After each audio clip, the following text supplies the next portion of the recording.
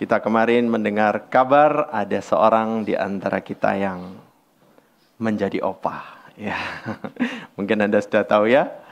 Saya mendapat fotonya dan waduh lucu dan baru lahir tapi matanya sudah belok melihat ya.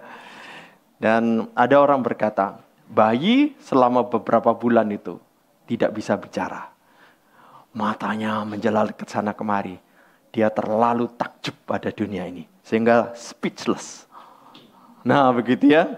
Saya dulu waktu bayi juga nggak bisa ngomong karena takjub pada dunia ini ya. Tuhan menciptakan begitu banyak hal yang menarik ya. Kita mungkin sudah mulai biasa dengan dunia ini. Tetapi bayi sangat takjub. Dari keadaan gelap berbulan-bulan, tiba-tiba melihat sesuatu yang menarik ya. Jadi saya memandang itu ingat kembali masa-masa kecil. Juga ya kita dulu pernah bayi semua ya. Tahu-tahu udah besar ya. Baik Bapak Ibu, hari ini kita akan merenungkan satu topik yang penting, yaitu pertobatan ya. Mari kita melihat di dalam Lukas 24. Ada dua ayat pendek yang akan kita baca. Lukas 24. Saya akan baca dua ayat pendek ini. Ya. Demikian.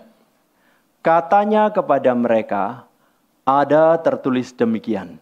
Mesias harus menderita dan bangkit dari antara orang mati pada hari yang ketiga. Dan lagi, dalam namanya berita tentang pertobatan dan pengampunan dosa harus disampaikan kepada segala bangsa mulai dari Yerusalem. Saya mengajak kita membaca ayat 47 ini bersama-sama. 1, 2, 3. Dan lagi dalam namanya berita tentang pertobatan dan pengampunan dosa harus disampaikan kepada segala bangsa mulai dari Yerusalem. Tahun 2017 yang lalu ada berita di internet memuat judul ini. Mantan teroris tobat setelah berinteraksi dengan korban bom Bali. Nah ini beritanya tahun 2017. Nah nama orang ini adalah Iqbal. Sebelum tahun 2006 dia pernah dilatih untuk merakit bom, dilatih secara militer di Filipina oleh kelompok Abu Sayyaf. Nah, sehingga dia bisa mengelola komponen-komponen itu menjadi sesuatu rakitan yang bisa digunakan untuk mengebom. Dan dia kemudian diperalat oleh gerombolan di Indonesia untuk komponen-komponen pilihannya itu bisa digunakan untuk meledakkan bom. Nah, dia ditelusuri, ketahuan dia termasuk seorang yang melakukannya, sehingga dia ditangkap dan dipenjara selama beberapa tahun. Kira-kira 2010, dia sempat bebas. Lalu di dalam masa kebebasannya itu, rupanya dia sempat berinteraksi dengan korban bom. Di situ dia kaget. Karena ada orang-orang yang seagama dengan dia mengalami musibah karena bom yang komponennya berasal dari dia. Jadi mengalami cacat termasuk polisi yang keadaannya kemudian menjadi rusak dan tidak bisa bekerja dengan normal dan dia shock. Kemudian muncullah dalam hatinya semacam penyesalan. Nah, dia berniat untuk mengundurkan diri dari gerombolan itu, ternyata tidak gampang. Kalau sudah masuk kelompok itu, keluar tidak gampang. Jadi bagaimana usaha dia itu merupakan kerumitan tersendiri. Dan ternyata keburu dia digunakan lagi komponennya, ketangkep lagi dan dipenjara. Nah singkat cerita setelah dia mengalami penjara 10 tahun, dia menyesal dan dia sekarang sudah bebas. Nah saudara-saudara, di sana ditulis judul Tobat. Waktu dia diwawancara oleh Rossi dari Kompas TV, dia mengaku dia bertobat. Bertobat karena apa? Sedih, menyesal melihat korban-korban yang dia tidak menduga mereka adalah seagama dengan dia. Lalu pertobatannya ditunjukkan dengan tidak lagi merakit bom. Nah, di sini ada judul tobat. Tetapi apakah pengertian tobat ini yang juga ada di dalam pembahasan kita? Pertobatan itu harus dimengerti bagaimana? Supaya betul-betul pertobatan seperti yang dimaksudkan oleh Tuhan. Pertobatan itu terjadi sekali atau berulang kali. Bagaimana jika seorang berdosa setelah bertobat? Bagaimana saya bisa menolong orang lain untuk bertobat? Nah, pertanyaan-pertanyaan ini muncul di dalam benak kita. Sehingga itulah menjadi topik kita untuk kita bahas pertobatan sejati atau pertobatan yang sejati. Topik ini adalah topik yang penting untuk kita mengerti. Karena sangat berkaitan dengan hidup kita, pribadi kita, diri kita. Nah, saya mengajak Bapak Ibu memikirkan beberapa pertanyaan penting berkaitan topik pertobatan. Nah, jawabannya akan membekali kita bagaimana kita menjalani hidup dengan suatu pemahaman tentang pertobatan. Mari kita melihat pertanyaan pertama. Apakah arti pertobatan? Nah, Bapak Ibu, saya mengutip arti pertobatan dari buku Anthony Hoekema. Ya, dia seorang teolog yang terkenal. Kalimatnya semacam ini. Pertobatan adalah sikap sadar seseorang untuk berbalik dari dosa. Bukan hanya berbalik, tetapi sekaligus kembali kepada Allah. Ya. Dan bukan hanya sekedar kembali, dia sekarang memiliki pemahaman, emosi, dan kehendak yang baru. Nah, ini definisi pertobatan. Ya. Nah, saya mengajak Bapak Ibu untuk memperhatikan bagian yang saya cetak kuning itu. Pemahaman, emosi, dan kehendak. Ya. Nah, Bapak Ibu, bayangkan ini adalah sosok diri kita dengan pemikiran, dengan nalar, dengan berbagai kebingungan pertanyaan dalam benak kita. Nah, yang disebut pertobatan itu bagaimana? Pertama, dikaitkan dengan pemahaman. Nah, di dalam Alkitab ada contoh yang nyata, yaitu ketika Yesaya bertemu dengan Tuhan dan disebutkan dalam Yesaya pasal 6. Nah, saudara-saudara, kalau Anda baca pasal 6, itu Anda akan membayangkan suatu adegan yang luar biasa. Yesaya semula pikir Tuhan itu suci. Ternyata sangat-sangat suci, melampaui yang dia bayangkan. Yesaya pikir selama ini Tuhan itu dahsyat. Ternyata sangat-sangat dahsyat, melebihi yang dia bayangkan. Yesaya pikir Tuhan itu hebat. Sekarang dia berjumpa dengan Tuhan yang sangat-sangat hebat. Baru dia paham siapa dan bagaimana Tuhan. Jadi saudara bisa bayangkan, Yesaya tiba-tiba mendapat penglihatan. Dan dalam penglihatan itu duduk di atas tahta di bait Allah. Seluruh bait Allah terisi, terpenuhi oleh jubahnya. Jadi Anda bisa bayangkan betapa besarnya Tuhan berikan penampakan yang hebat sekali.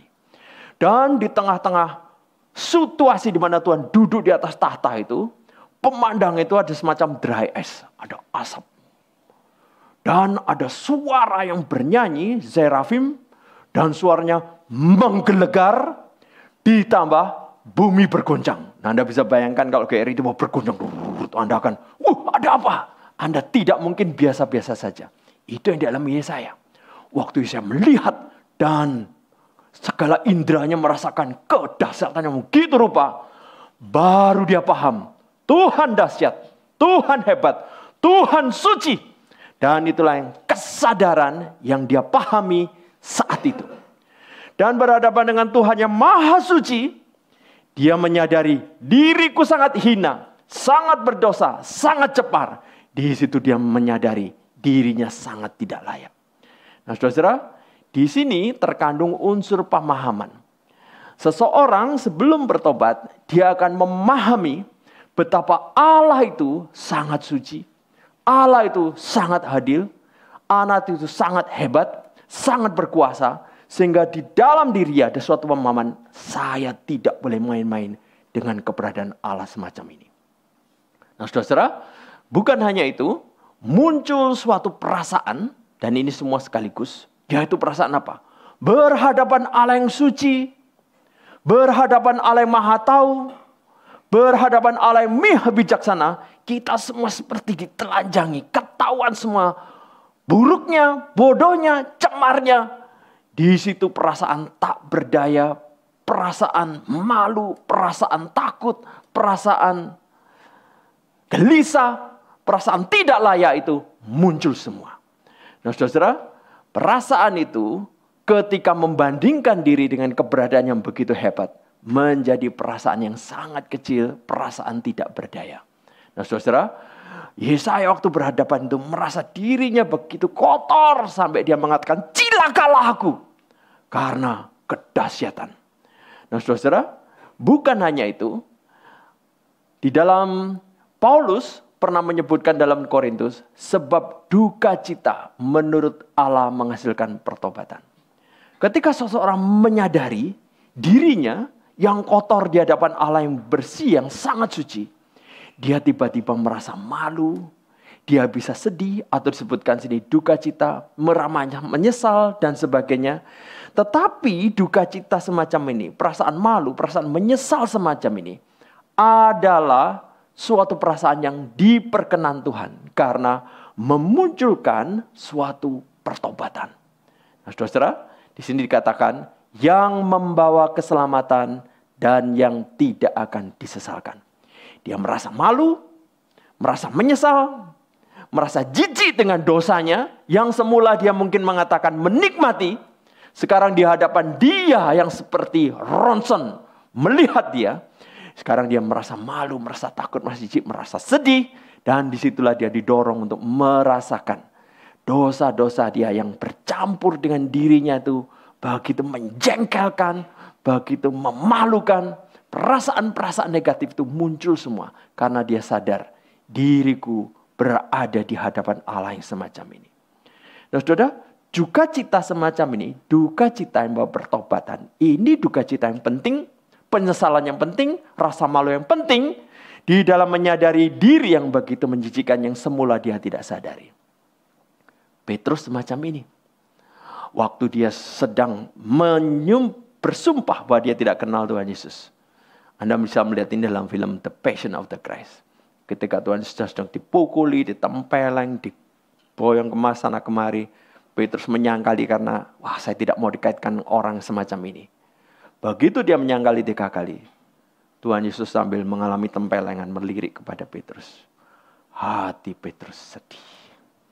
Dia malu. Kenapa aku begitu pengecut? Kenapa aku begitu penyangkal Kristus? Perasaan itu membuat dia menyesal luar biasa. Dan dia merasa tidak layak menjadi murid Kristus. Sehingga selama hari-hari itu dia murung sampai harus menunggu Tuhan Yesus bangkit, menemui dia, dan menguatkan kembali. Nah saudara, Petrus merasakan duka cita. Tapi duka citanya tidak membawa dia ke bunuh diri. Sebaliknya, duka cita yang dari dunia menghasilkan kematian. Dan itu adalah duka cita yang dialami oleh Yudas. Yudas merasakan kesedihan karena ternyata Tuhan Yesus yang dia jadikan objek konspirasi setelah ditangkap tidak melawan, bahkan Tuhan Yesus membiarkan dirinya dianiaya. Di situ dia merasa menyesal, merasakan kesedihan yang sangat yang dia sendiri tidak mampu menanggungnya, akhirnya dia bunuh diri. Nah, emosi-emosi semacam ini bercampur saat seseorang di dalam proses pertobatan. Tetapi ada yang ketiga yang penting, yaitu kehendak. Nah, saudara, bagaimana dengan kehendak ini? Yang menarik, waktu kita belajar istilah pertobatan dalam perjanjian lama dan istilah pertobatan dalam perjanjian baru, dan kalau kita gabung, kita menemukan pengertian yang menarik. Nah, di dalam perjanjian lama ada istilah bahasa Ibrani semacam ini. Nah, istilah ini artinya apa? Dalam konteksnya dikaitkan dengan ini, berbalik dari dosa. Ada lagi, berbalik dari kejahatan. Atau berbalik dari pemberontakan. Atau berbalik dari kefasikan. Atau di dalam bahasa yang lebih sederhana, bertobat berarti meninggalkan dosa, meninggalkan kejahatan, meninggalkan pemberontakan, meninggalkan kefasikan. Dan barang siapa mau mengambil keputusan meninggalkan apa yang menjadi kebencian Tuhan, Tuhan berjanji, apa janji Tuhan? Memulihkan tanahnya, memulihkan kesuburannya, memulihkan kemakmurannya. Tuhan bermurah hati, Tuhan mengampuni mereka. Ini adalah janji bagi mereka yang mau berbalik, meninggalkan dosa, pemberontakan, kejahatan, kefasikan, dan sebagainya. Nah, ini dalam perjanjian lama. Nah, di dalam perjanjian baru, epistrefo, itu ada beberapa pengertian. Bukan hanya meninggalkan kefasikan, meninggalkan pemberontakan, meninggalkan kejahatan, tetapi kepada siapa dia berbalik? Kepada Allah. kepada perbuatan yang benar, kepada terang. Dengan kata lain, ini isyarat. Di sana adalah kegelapan, sekarang dia kepada terang. Di sana perbuatan yang salah, sekarang perbuatan yang benar. Di sana kepada setan, sekarang kepada Allah.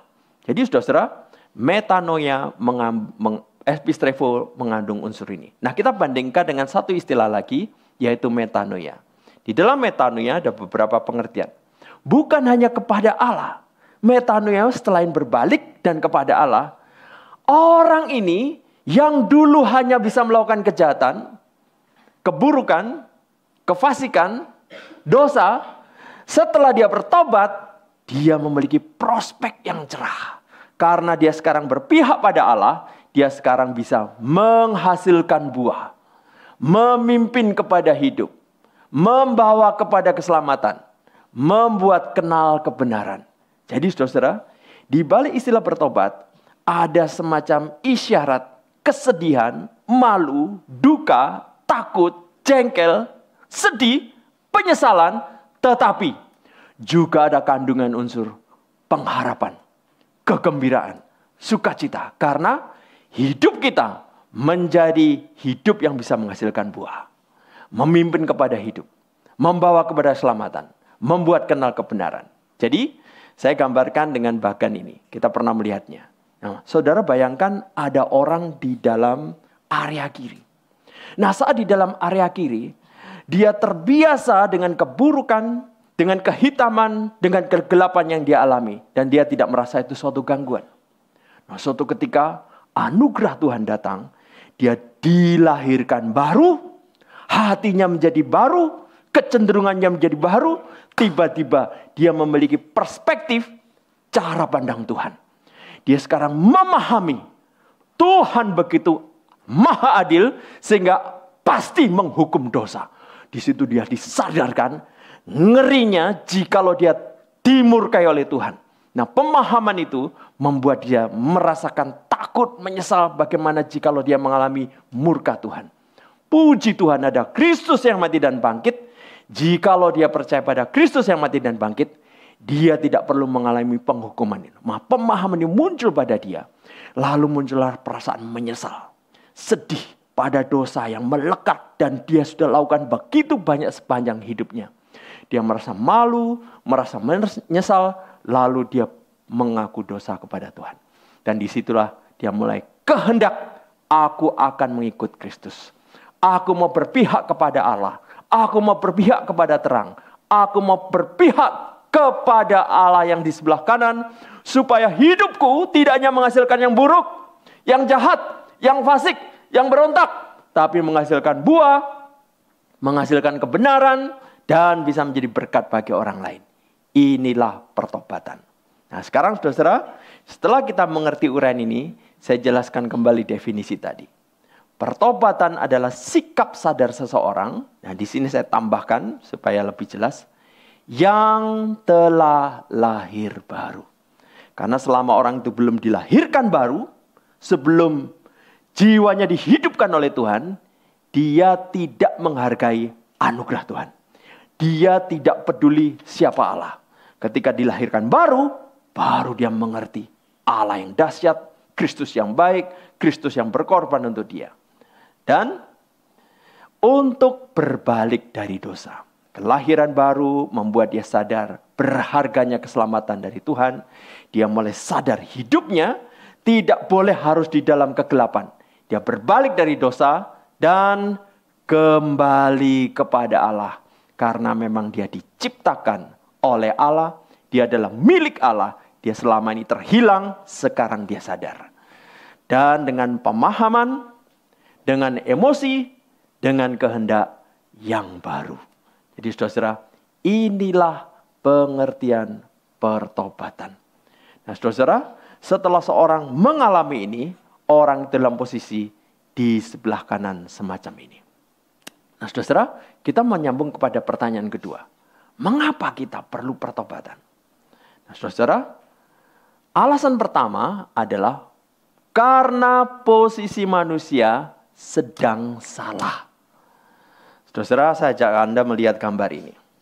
Bayangkan orang ini dulunya waktu bayi seperti cucunya Pak Sugiono tadi, baru lahir ya.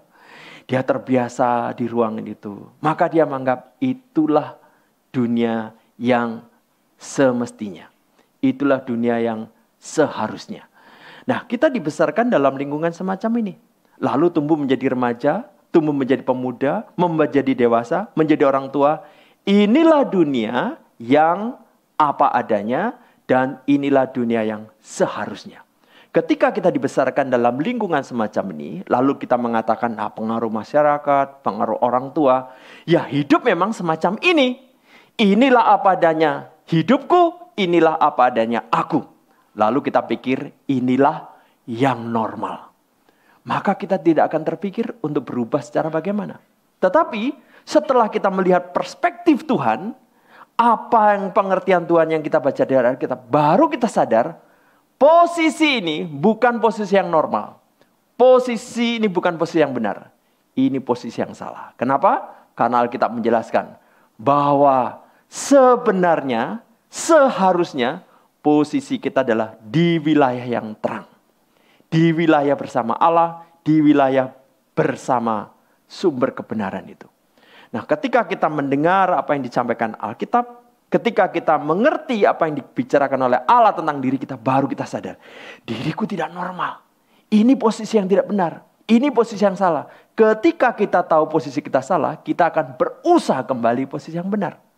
Tetapi ketika kita tidak tahu posisi kita salah, kita akan pikir, inilah posisi yang padanya.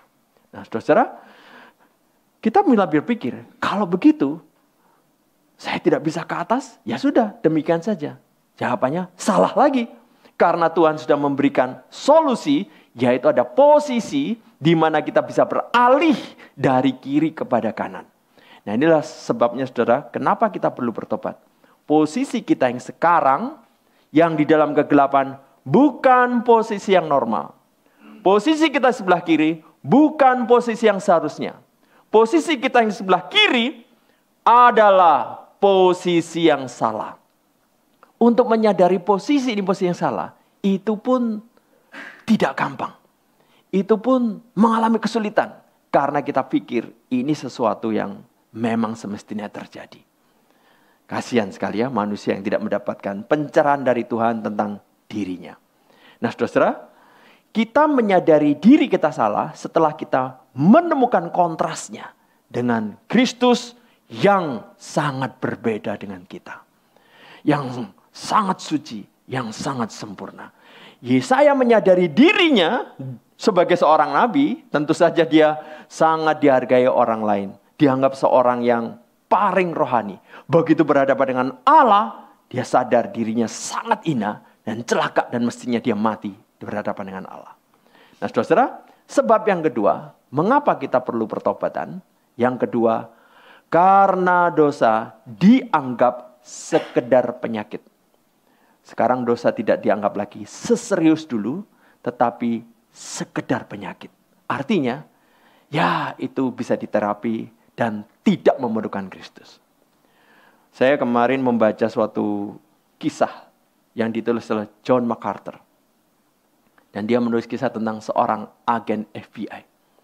Seorang agen FBI ini, dengan kecerdikannya sebagai seorang agen, dia berhasil mengambil uang kantor 2.000 US dollar tanpa ketahuan. Nah, uang ini dia pakai berjudi. Nah, waktu dia berjudi, rupanya apa yang dia lakukan, jumlah judinya, dan ditelusuri dapat dari mana. Nah, ini mencurigakan. Ditelisik oleh kantor dan ketahuan dia mendapat uang secara tidak sah. Dan dicek di kantor, nah sekarang ketahuan. Dia melakukan pencurian sehingga dia melanggar hukum. Maka dia dipecat dari FBI. Nah, saudara-saudara, yang mengagetkan adalah kisah ini selanjutnya. Orang ini menuntut. Kenapa saya dipecat? Dia menuntut ke pengadilan. Lalu yang diungkapkan semacam ini. Kantor saya kalau ada orang sakit, terluka, itu dirawat. Diberi biaya pengobatan. Kenapa saya tidak? Saya ini sakit. Sakit kecanduan judi. Kenapa saya dipecat? Wah, terjadi perdebatan. Ini kesalahan atau hal yang perlu dimaklumi? Terjadi perdebatan sampai akhirnya dia juga punya pengacara. Menanglah dengan pengacaranya. Dia ini sakit. Orang sakit masa dipecat? Ya enggak boleh dong. Orang sakit masa dibuang? Orang sakit harus dirawat di terapi. Jadi kantor harus menyediakan biaya perawatan pada dia. Dia memenangkan perkara itu, saudara. Dia tidak jadi pecat. Dan dia perlu istirahat beberapa waktu. Dan kantor memberikan biaya terapi di rumah sakit. Saya kaget baca itu. Dan John MacArthur mengatakan, inilah keadaan kita. Dosa, kesalahan yang begitu rupa diedit, dimodifikasi menjadi sekedar penyakit. Lalu saya baca lagi. Suatu kisah mengagetkan saya. Ada seorang yang rupanya merasa kepepet karena uangan sangat terbatas. Dia merampok di kereta api. Dan waktu merampok di kereta api, rupanya orang yang dirampok itu punya senjata. Jadi dia punya senjata yang merampok, dia juga punya senjata. Dia tembak orang ini, si perampok ini, orang ini tertembak dan cacat. Nah, saudara, dia menuntut ke pengadilan orang perampok yang cacat ini. Saya adalah seorang yang adalah korban lingkungan. Dari kecil dididik kurang baik. Dan hidup saya menjadi hidup yang tidak beres. Saya korban lingkungan masyarakat. Sekarang dalam keadaan saya kepepet. Saya merampok. Saya ini cuma korban, victim dari lingkungan. Sekarang gara-gara ditembak saya tidak bisa apa-apa. Saya menuntut supaya saya diberikan ganti rugi. Wah, terjadi perdebatan. Ini perampok. Tapi dia mengatakan, saya adalah orang dirugikan, korban masyarakat. Saya tidak seharusnya dipersalahkan. Saya seharusnya dimengerti. Saya seharusnya diterapi. Saya ini sakit. Saudara tahu apa yang terjadi? Dia menang pengadilan. Dan memenangkan gugatan sekitar 4 miliar. Dan orang itu yang korban itu harus membayar. Jadi Anda sekarang bisa melihat keadaannya. Si perampok menjadi miliarder, korbannya menjadi orang yang harus mendukung dengan keuangan. Aduh. Jikalau kita tidak mengerti dosa di dalam perspektif yang seharusnya, maka kita akan memandang hal-hal yang keliru sebagai suatu sekedar penyakit dan kita akan salah mengerti bagaimana bersikap. Nah, saudara, Alkitab mengatakan apa tentang hal-hal yang tidak beres ini? Di sini dikatakan dalam Markus, dari hati orang timbul segala pikiran jahat. Percabulan, pencurian, pembunuhan, dan seterusnya sampai kebebalan. Nah, saudara, perhatikan gambar ini. Saya juga pernah menunjukkan. Orang di sebelah kiri ini, dengan hidup yang lama, sebagai manusia lama, seperti disebutkan dalam Markus tadi, ini adalah ciri-ciri di dalam diri dia. Nah, saudara, orang semacam ini ketika sadar, aku sombong, aku cabul, aku mencuri, aku membunuh. Harusnya dia datang kepada Tuhan yang Maha Suci. Mohon pengampunan melalui Kristus yang mati dan bangkit. Dan dia datang mohon diampuni. Nah, saudara, ketika orang datang pada Kristus, orang ini kemudian bertobat. Tetapi saudara, yang harus kita ingat, orang ini di sebelah kanan ini hanya secara lokasi. Hanya secara posisi. Hanya secara tempat. Orang yang masih kotor seperti semula. Dan di sini dampak manusia lama itu masih ada. Itu sebabnya orang Kristen bisa sejahat orang non-Kristen. Orang Kristen bisa secabul orang non-Kristen. Orang Kristen bisa sesombong orang non-Kristen. Karena dampak manusia lama itu. Nah, saudara, inilah yang harus kita waspadai. Sehingga kita perlu bertobat. Karena tidak boleh salah memandang hal yang tidak beres sekedar suatu sakit. Nah, saudara, ditambah lagi kalau kita membaca kitab Roma, di situ ada berbagai deskripsi tentang manusia lama itu apa saja. Tidak pantas, tipu muslihat, pembenci Allah, pandai dalam kejahatan, tidak mengenal belas kasihan. Ini semua, saudara-saudara, ada pada manusia lama. Dan ketika orang ini menjadi manusia baru, dampak manusia lama ini tetap ada. Nah, saudara, kalau saya tanya, lebih banyak orang Kristen atau lebih banyak orang non-Kristen?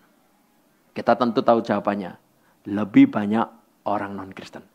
Orang non-Kristen dengan berbagai karakteristik yang di sebelah kiri itu, kira-kira kalau membuat film untuk kebutuhan yang sebelah kiri atau untuk sebelah kanan? Pasti untuk sebelah kiri. Jadi Anda bisa bayangkan, hawa nafsu memalukan, persetubuhan tak wajar, pikiran-pikiran terkutuk, melakukan yang tidak pantas. Saya sempat cek di suatu buku. Cara Hollywood membuat film supaya laris bagaimana? Dan film Netflix on demand bagaimana? Bagaimana sejumlah orang memesan kepada Netflix, tolong buatkan film-film semacam ini. Aduh, mengerikan. Film itu supaya laku, harus ada kekerasan. Nah, kekerasan supaya menjadi logis dalam film, konteksnya dendam. Dan bukan hanya kekerasan dan dendam, kekerasannya harus sesadis mungkin dengan muncratan darah, supaya memberikan perasaan kaget pada penonton. Plus apa? Adegan seks. Adegan seks tidak cukup ciuman, harus lebih vulgar supaya orang yang di sebelah kiri terpikat. Nah, cilakalah kalau orang Kristen tidak menyadari bahwa itu sebenarnya disajikan untuk orang-orang sebelah kiri. Lalu film dengan gambaran semacam itu, kekuatan hantu, kekuatan setan disajikan sebelah kiri. Kita ikut-ikutan nonton, pikiran-pikiran kita dampak manusia yang lama seharusnya disingkirkan, terus tercemar, terus diperkuat. Kita tidak pernah beres di hadapan Tuhan. Nah, saudara, jikalau kita tidak mengerti hal ini, kita tidak akan membuang film-film tidak beres, kita tidak akan mengabaikan film-film tidak beres, dan tanpa sadar, wah, excited. Tanpa sadar, kita terus diracuni dan tidak pernah menjadi bersih. Nah, saudara, sekarang kalau saya buka YouTube, kadang-kadang ada judul-judul ulasan film. Aduh, hubungan-hubungan seks yang tidak wajar diungkap. Tidak perlu lihat filmnya, ada ulasan itu. Wah, mengerikan sekali. Dan film-film itu sekarang bisa diakses dengan gampang. Menjijikan. Ya. Nah, saudara, mari kita waspada terhadap dampak manusia lama ini. Nah, saudara, kalau ketika kita menghidupi dampak manusia lama, tidak mungkin manusia baru, hati kita gelisah. Karena apa? Agustinus pernah mengatakan semacam ini. Saya bacakan, Engkau menciptakan kami untuk dirimu ya Tuhan, dan hati kami selalu gelisah, hingga kami menemukan ketenangan padamu. Manusia dicipta oleh Allah yang suci, dengan gambar rupa Allah yang memiliki sifat suci. Artinya, sifat moral yang menuntut kesucian. Jikalau kita hidup di dalam ketidaksucian, ketidakberesan, hati kita gelisah. Karena kodrat diri kita memang bukan itu. Nah, saudara, mari kita pikirkan. Mengapa kita perlu pertobatan? Yang ketiga, karena pertobatan adalah khotbah tokoh Alkitab. Saudara, Yohanes Pembaptis waktu mulai berkhotbah, yang dikhotbahkan apa? Bertobatlah sebab kerajaan surga sudah dekat. Ketika Yohanes Pembaptis ditangkap, Tuhan Yesus mulai berkhotbah. Apa yang dikhotbahkan? Bertobatlah sebab kerajaan surga sudah dekat. Nah, kerajaan surga itu sudah muncul ketika Tuhan Yesus datang. Jadi ketika Tuhan Yesus berkata, bertobatlah kerajaan sudah dekat. Itu maksudnya apa? Kerajaan surga yang sempurna itu sudah dekat. Artinya, kedatangan Kristus yang akan membuat kerajaan surga lengkap itu sudah dekat. Jadi kalau dalam bahasa sekarang, kita bisa mengungkapkan, bertobatlah karena kiamat sudah dekat. Maksudnya itu. Jadi orang-orang mendengar khotbah Yohanes Pembaptis, mendengar khotbah Tuhan Yesus, plus mendengar khotbah Paulus. Coba Paulus mengatakan apa? Dengan tidak memandang lagi zaman kebodohan, maka sekarang Allah memberitakan kepada manusia bahwa di mana-mana semua mereka harus bertobat. Jadi saudara, inilah khotbah para tokoh. Yang menarik, di dalam kitab Wahyu, Tuhan Yesus masih menyerukan, relakanlah hatimu dan bertobatlah. Jadi beberapa reason ini harus membuat kita sadar, saya harus bertobat. Manusia harus bertobat. Kalau tidak, kita akan terhilang. Nah, sekarang masuk yang ketiga. Bagaimana pertobatan dalam hidup kita? Saudara, di dalam Kolose 3 ayat 9-10 ditulis semacam ini. kamu telah menanggalkan manusia lama. Menanggalkan manusia lama, detik yang sama, kita mengenakan manusia baru. Nah, itu terjadi sekaligus. Tetapi manusia baru, seperti yang katakan, itu hanya secara posisi. Secara kondisinya bagaimana? Nah ini, yang terus-menerus diperbarui. Jadi secara posisi kita sudah di kanan, sudah diterang, sudah di pihak Allah, tetapi secara kondisi perlu terus-menerus diperbarui. Karena dampak manusia lama itu masih ada. Nah, Martin Luther mengatakan semacam ini. Tuhan dan Guru kami Yesus Kristus berkehendak agar keseluruhan hidup orang-orang percaya haruslah pertobatan. Orang percaya tapi terus bertobat. Betulkah? Benar. Karena dampak manusia lama yang perlu terus-menerus dibereskan. Yohanes Calvin bagaimana? Pemulihan gambar Allah atau pemulihan orang percaya tidak terjadi dalam sekejap, tetapi melalui kemajuan yang bertahap dan terkadang perlahan. Jadi saudara, kalau Anda merasa, aduh, bagian tertentu dalam diriku sudah beres, sudah oke, sudah kutangani, tapi ada bagian diriku yang sulit sekali. Nah, saudara bersabarlah. Tuhan juga bersabar. Dan Tuhan pasti menyelesaikan. Itu sebabnya kita perlu terus-menerus menyadari saya tidak sebaik yang saya bayangkan. Yohanes Calvin masih melanjutkan semacam ini. Allah menghapuskan kecemaran, membersihkan manusia dari kesalahan, menguduskan mereka, memperbarui pikiran mereka, agar dapat mengalami pertobatan sepanjang hidup dan hanya berakhir saat mati. Jadi proses pembaruan itu hanya selesai ketika kita mati. Ketika mati, Kristus datang, kita disempurnakan menjadi seperti Dia. Jadi saudara, diri yang semacam ini akan diselesaikan. Pak, ini terlalu berat. Saya seperti berjuang sendiri. Tidak ada kabar baik. Ketika Anda di kanan, Anda di dalam Kristus. Berakar pada Kristus. Anda mendapat nutrisi firman untuk memperbarui pemahaman Anda. Dan ada yang ketiga.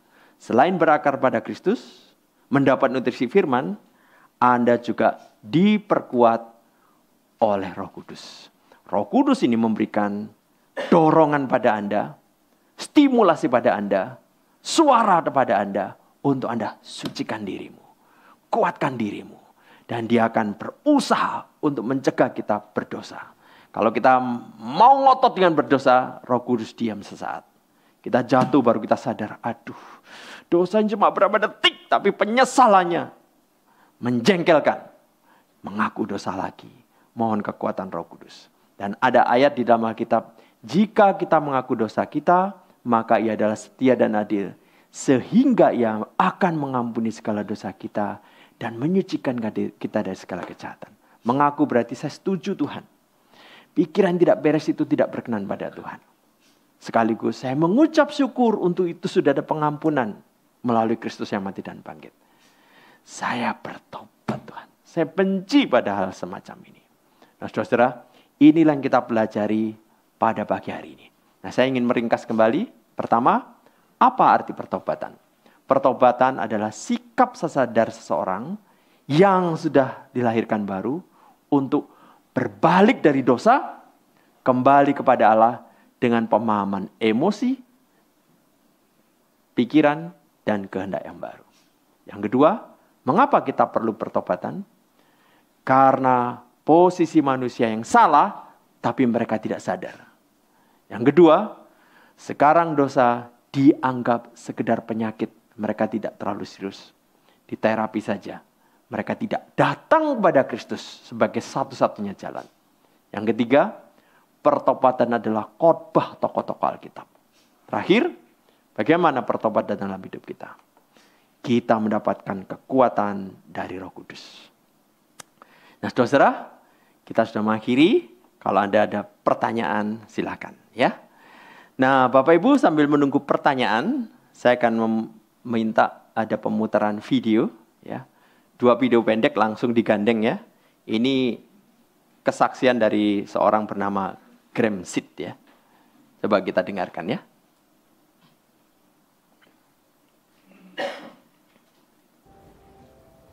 I was accused of murder when I was 15.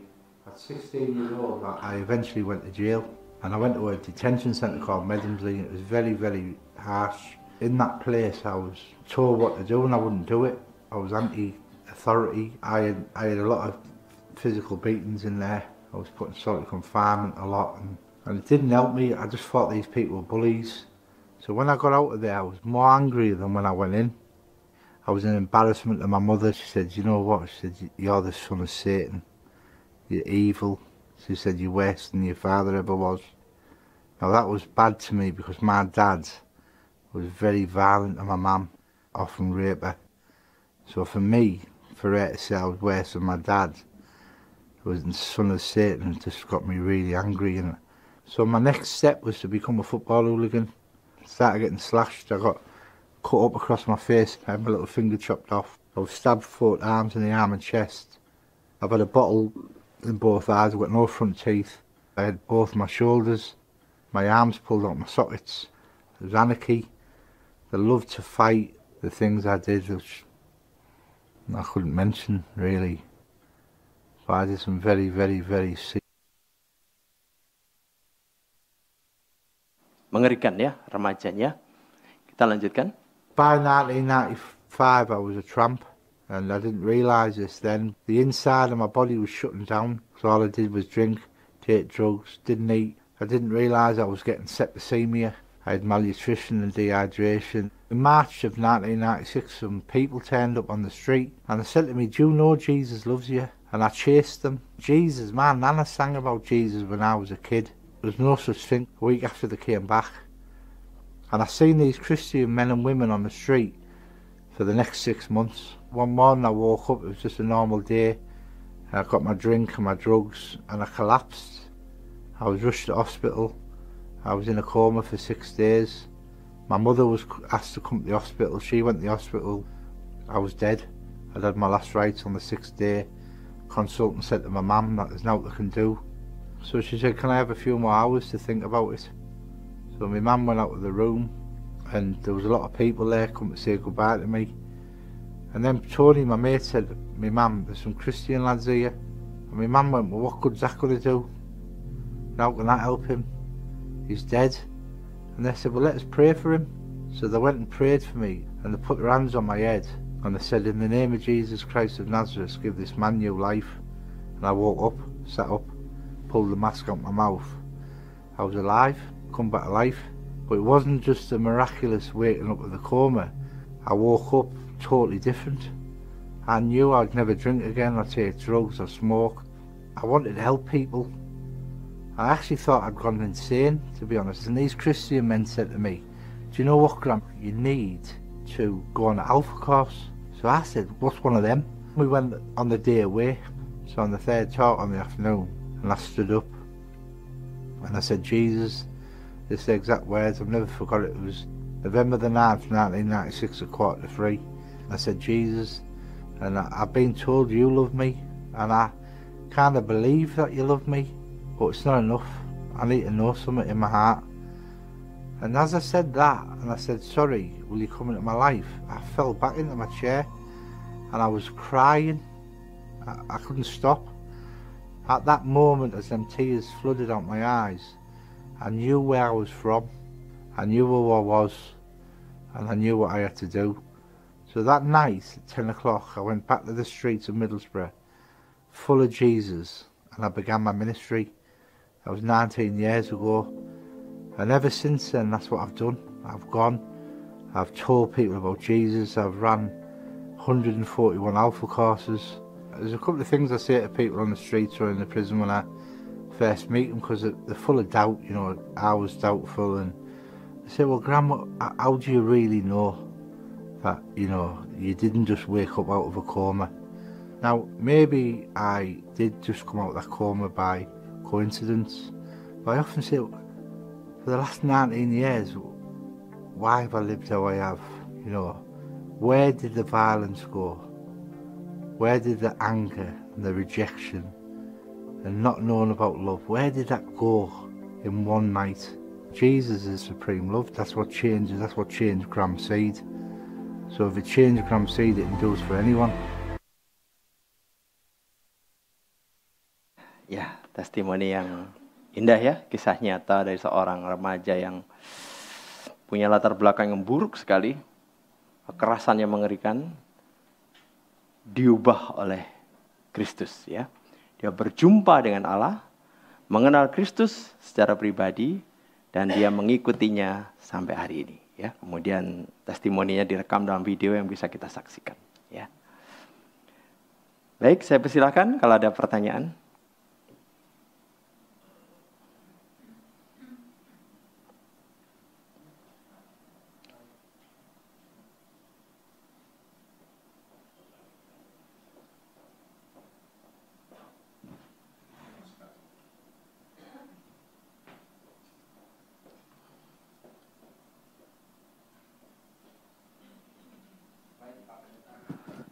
Mungkin saya yang pertama kali bertanya, sebenarnya saya bukan mau bertanya Pak Pendeta. Saya mau mengucapkan terima kasih banyak atas pemaparan firman Tuhan yang sangat luar biasa. Tadi jumlah kita yang hadir saya udah hitung totalnya ada 76. Dan kiranya kita semua ini bisa mengalami pertobatan yang sejati. Amin ya. Pak Pendeta, mungkin saya mau aplikasi di dalam hidup bahwa kalau kita nggak mengenal Kristus dengan baik dan benar, maka pasti seringkali kita bisa salah bertindak di dalam hidup. Nah, sebelum saya mengenal Kristus sungguh-sungguh, itu seringkali kita minder, seringkali kita merasa kita tidak mampu, atau seringkali kita juga tidak percaya diri. Tapi melalui pengenalan diri, melalui pertobatan dengan mengenal Kristus, maka harusnya pertobatan itu membuat jati diri kita bahwa kita ini adalah cipta Tuhan yang luar biasa. Sehingga dengan apa adanya kita bisa berkontribusi untuk melakukan hal yang baik demi kemuliaan bagi nama Tuhan. Itu aja Pak Pendeta, terima kasih. Mungkin yang lain ada yang mau bertanya. Ya, silakan. Terima kasih Pak untuk tanggapan.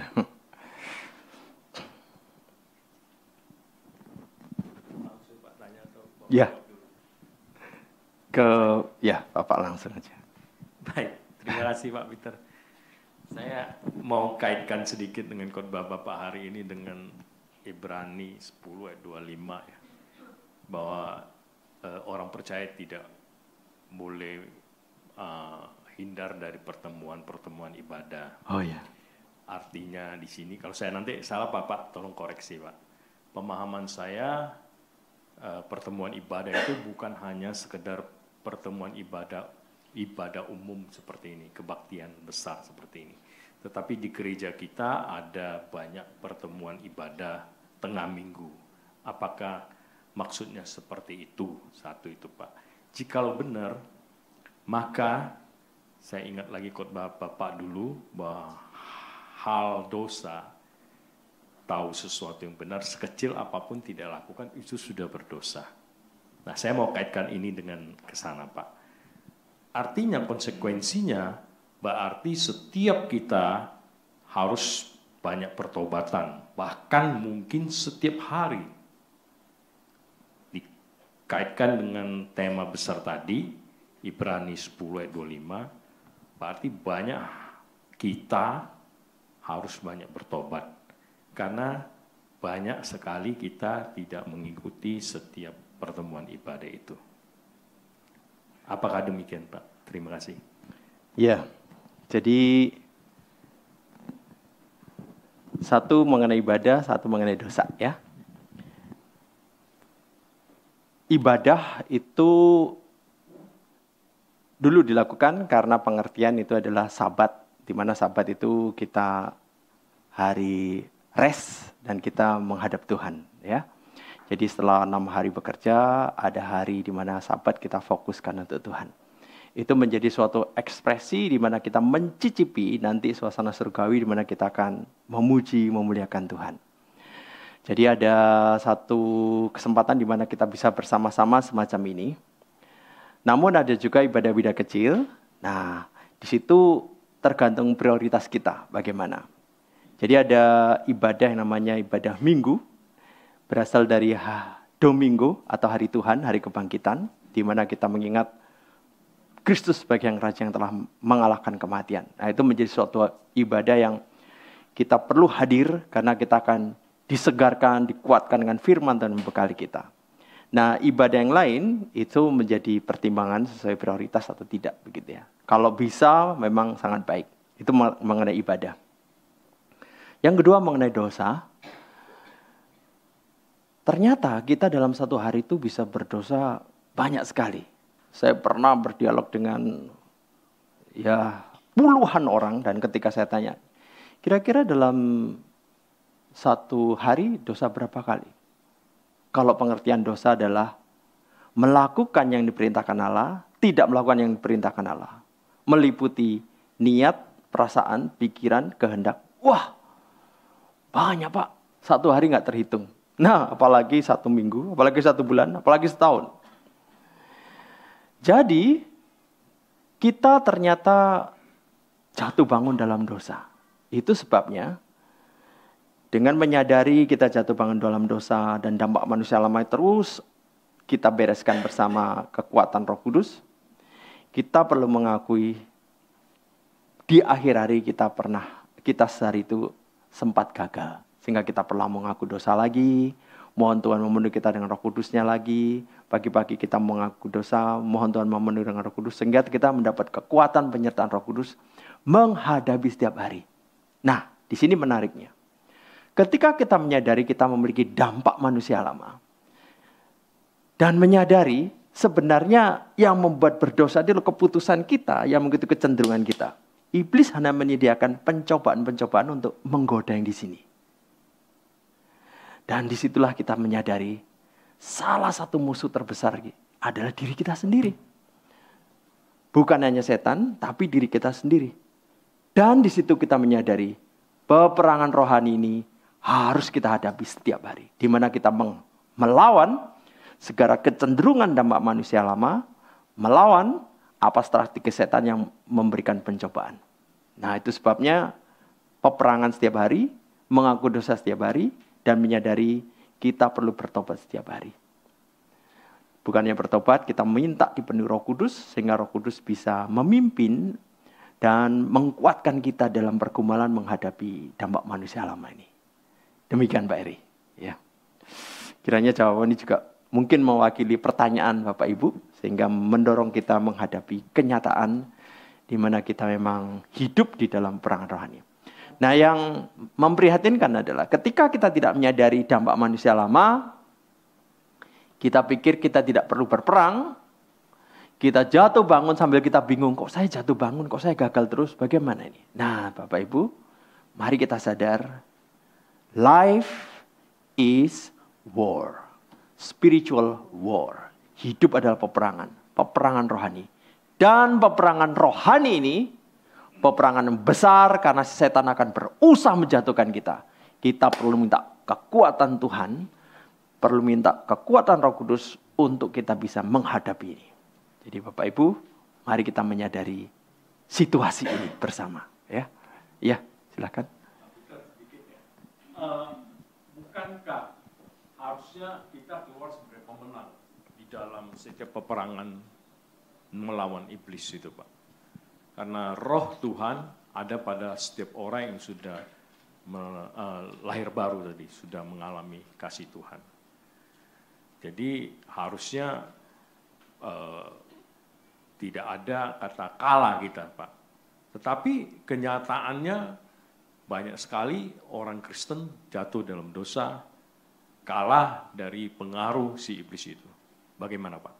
Ya, pertanyaan mengingatkan saya satu kalimat di Alkitab ya. More than conqueror, lebih dari pemenang. Saudara, kalau Anda bertinju, Anda meskipun kuat, Anda meskipun perkasa, masih bertanya-tanya, nanti menang atau kalah. Tim sepak bola, meskipun kuat, meskipun hebat, masih bertanya-tanya, nanti menang atau kalah. Nah, kita kenapa lebih dari pemenang? Karena kita pasti menang. Loh, kok bisa, Pak?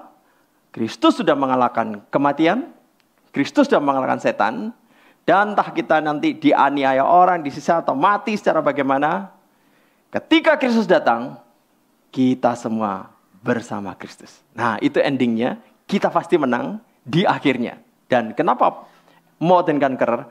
Karena kita tahu pasti menang. Sekarang jatuh bangun seperti tinju, masih kadang-kadang kalah. Sepak bola kadang-kadang kebobolan, ya sudahlah. Tapi endingnya kita tahu pasti menang. Nah, di situ yang dimaksud dengan kita pasti menang. Pak Heri, ya. Ya, silakan. Saya dulu ya. Terima kasih Pak. Baik. Dampak manusia lama begitu. Mungkin dari zaman muda kita sering mendengar bahwa kalau muda hidup menikmati dunia aja, menikmati kesenangan, bertobatnya setelah tua aja nanti begitu ya. Nggak mungkin ya. Faktanya adalah setiap ketidaktaatan kita dalam mengikuti perintah Tuhan memberikan file dampak dalam memori kita. Dan ketika kita sudah bertobat, kesalahan-kesalahan masa lalu, memori-memori itu tidak serta-merta hilang. Seringkali muncul lagi dalam pikiran kita. Dan itu sangat tempting. Jadi, ternyata harga ketidaktaatan sejak masa muda itu masih terus kita tanggung seringkali begitu Pak. Yeah. Semakin banyak kesalahan kita lakukan di masa muda kita dengan keputusan-keputusan yang salah, maka sebetulnya perjuangan kita menaklukkan itu semua semakin berat. Jadi di umur saat ini, saya bisa bilang bahwa kalau pendapat itu masih dipegang oleh banyak orang, bahwa pertobatan aja nanti aja, bayaran kita akan jauh lebih berat nanti Pak. Benar. Ketaatan memang harus, harga sebuah ketaatan memang adalah damai sejahtera, kebahagiaan, hidup berkenan kepada Allah. Tetapi konsekuensi memang harus menaklukkan kedagingan dan keinginan diri kita sendiri, Pak. Dan itu memang harus dimulai sejak masa muda. Karena untuk orang-orang yang sudah berumur akan tahu nanti bahwa coba dulu nggak saya lakukan itu. Yeah. Itu mungkin sekedar mungkin teman-teman di sini saya mau share ke teman-teman yang masih muda dan juga refleksi buat orang-orang yang sudah berumur. Apakah kita mengalami hal yang sama sebenarnya, merasakan hal itu? Bahwa kesalahan-kesalahan masa muda itu berdampak panjang. Sekalipun kita sudah memang bilang kita lahir baru. Tetapi itu yang harus terus ditaklukkan seperti tanaman benalu ya, kalau nggak dipotongin terus, dia bisa tumbuh lagi tuh. Dan semakin banyak racun yang kita konsumsi pada masa muda kita, konsekuensi panjang banget. Itu Pak Peters, mungkin perlu sedikit tanggapan. Ya, terima kasih Pak. Itu pergumulan real ya. Saya ingat ada satu kasus, seorang remaja dari mudanya suka mabuk-mabukan, minum alkohol gitu ya. Lalu setelah agak dewasa, dia bertobat. Dengan proses yang berat, dia bertobat. Nah, di dalam dirinya sudah terbentuk habit untuk menyukai alkohol. Dia harus menghindari kelompok pergaulannya, area. Anda bisa bayangkan apa yang terjadi waktu perjamuan kudus? Wah, temptation yang luar biasa buat dia. Karena mengingatkan dia hidup yang lama. Nah, di situ satu sisi dia ikut perjamuan kudus, satu sisi ini temptation sekali. Nah, itu menjadi sesuatu yang berat. Situasi yang buat kita sesuatu yang begitu agung, mulia, bisa merupakan pencobaan bagi seseorang. Ya. Itu sebabnya kalau dari muda kita menjaga diri untuk tidak terlanjur melakukan habit yang buruk, wah itu sangat menolong. Satu teman saya memiliki masa lalu yang kelam. Waktu dia kecil, papa mamanya itu tidak menjadi pendidik yang baik. Papanya suka menonton film-film porno. Lalu memutar film itu, meskipun ada dia sebagai si kecil. Jadi adegan itu dia lihat dari dia kecil sampai dia remaja. Lalu ketika dia SMA, dia bertobat. Dia tahu bahwa itu sesuatu yang tidak berkenan pada Tuhan. Nah, itu memerangi itu luar biasa sulitnya. Jadi melihat sesuatu adegan sedikit saja langsung terkoneksi ke sana dan wah, cobaan luar biasa. Jadi benar sekali yang dikatakan Pak Andri, itu kalau terlanjur memiliki habit yang buruk, itu lebih rumit di kemudian hari. Dan itu adalah sesuatu yang sayangnya pada waktu si minum alkohol tadi, mungkin dia pikir melupakan sumpeknya, ya. Tapi menjadi habit itu menjadi repot. Sehingga perlu sekali kita menyadari bahwa ada hal-hal yang sepertinya enak sekarang, tapi kalau menjadi habit, merepotkan. Ya. Demikian juga kebalikannya, kalau kita mau repot sekarang untuk menghindari itu, tidak membina habit itu, repot dengan mengaku dosa, berelasi dengan Tuhan. Nah, kita menikmati apa yang Tuhan sediakan melebihi yang lainnya itu. Ya, jadi hidup adalah pilihan. Semoga kita bisa memilih dengan bijak. Silakan Bapak. Misi Pak. Ya. Saya mau berkaitan sih sebenarnya sama yang tadi sudah ditanyakan dengan Bapak yang lainnya. Saya mau bertanya tentang yang di Yohanes 8 Pak. Yang ayat 11 yang tentang perempuan berbuat zina. Terus yang Tuhan Yesus tidak ada yang berani melempar dia dan Tuhan Yesus juga tidak menghukum dia. Dan kemudian Tuhan Yesus memberikan perintah. Pergilah dan jangan berbuat dosa lagi. Nah maksud saya, apakah dengan pernyataan itu memang kita dimungkinkan untuk tidak berbuat dosa lagi Pak setelah kita bertobat? Atau perintah itu kita salah menginterpretasikan gitu seperti itu. Maksudnya kan Tuhan bilang pergilah dan jangan berbuat dosa lagi, dosamu berarti sudah diampuni dan jangan lagi dosa lagi. Atau padahal kita tahu misalnya ya kita sering dan bahkan pasti berbuat dosa lagi gitu loh. Pasti, maksud saya atau kita berarti belum bertobat yang sejati kalau kita masih berbuat dosa lagi. Apakah seperti itu yang menjadi pertanyaan saya. Terima kasih Pak. Baik. Di dalam Alkitab itu ada dua macam kehendak Allah. Pertama adalah kehendak Allah yang pasti terlaksana. Dan yang pasti terlaksana ini tidak diungkapkan pada Tuhan. Bentuknya bagaimana. Lalu ada yang kedua, kehendak Allah yang kadang-kala dilanggar manusia. Seperti hukum Taurat itu. Sudah ditetapkan Allah, kehendak Allah tertulis jelas, orang masih terus melanggar. Jadi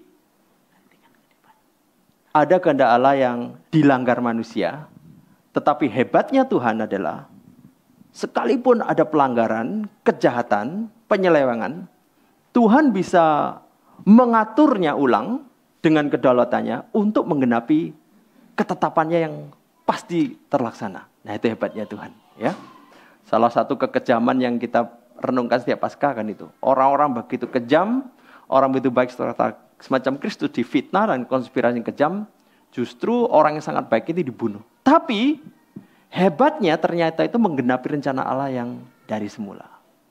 Itu mengenai ketetapan Allah, kehendak Allah. Jadi tentang perempuan tadi, Tuhan Yesus hanya mengutip perjanjian lama atau mengulang, jangan berbuat dosa lagi.